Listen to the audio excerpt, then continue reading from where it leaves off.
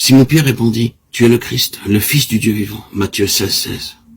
Il n'y a ici ni grec, ni juif, ni circoncis, ni incirconcis, ni barbare, ni scythe, ni esclave, ni libre, mais Christ est tout et en tous.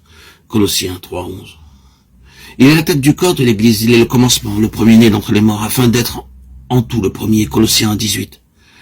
Afin qu'ils aient le cœur rempli de consolation, qu'ils soient unis dans la charité et enrichis d'une pleine intelligence pour connaître le mystère de notre Dieu et Père et de Christ. Colossiens 2, 2.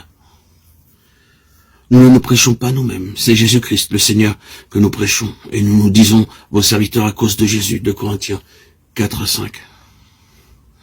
Quel est donc le pourquoi de toutes choses? Pourquoi les anges, Dieu les créa-t-il accidentellement ou furent-ils créés selon le plan de Dieu? Pourquoi Dieu a choisi des hommes, envoyé des prophètes, donné le Sauveur, répandu le Saint-Esprit, construit l'Église et jeté les bases du royaume? Pourquoi faut-il que l'Évangile soit prêché jusqu'aux extrémités de la terre? N'est-ce pas afin que les pécheurs soient sauvés? Pourquoi devons-nous atteindre les pécheurs et édifier les croyants?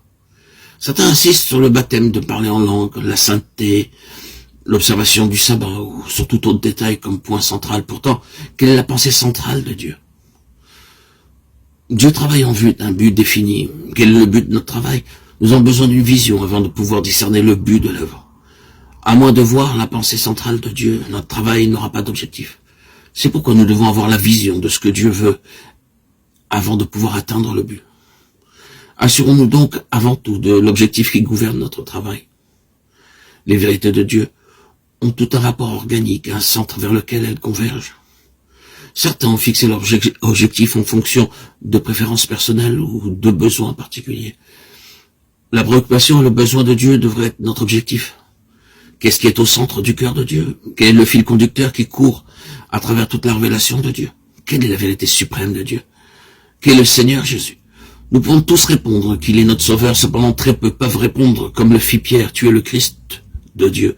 Luc 9, 20. Ainsi, le point de convergence des vérités de Dieu, c'est Christ. Le cœur de Dieu n'est autre que Christ. Le mystère de Dieu, c'est Christ, écrit Paul. Mais qu'est-ce qu'un mystère? C'est ce qui est caché dans le cœur de Dieu. Dieu n'avait jamais dit auparavant à quiconque pourquoi il avait créé toute chose, l'humanité incluse. Aussi, durant une longue période, cela est demeuré un mystère. Plus tard, cependant, Dieu a révélé ce mystère à Paul, afin qu'il soit à même d'en donner l'explication. Ce mystère, a-t-il expliqué, c'est Christ. Le Seigneur, Jésus, le Christ de Dieu, comme il est le Fils de Dieu. Lors de la conception de Jésus, l'ange Gabriel déclara « Le Saint-Esprit viendra sur toi et la puissance du Très-Haut te couvrira de son ombre. C'est pourquoi le Saint enfant qui naîtra de toi sera appelé le Fils de Dieu. » Luc 1, 35.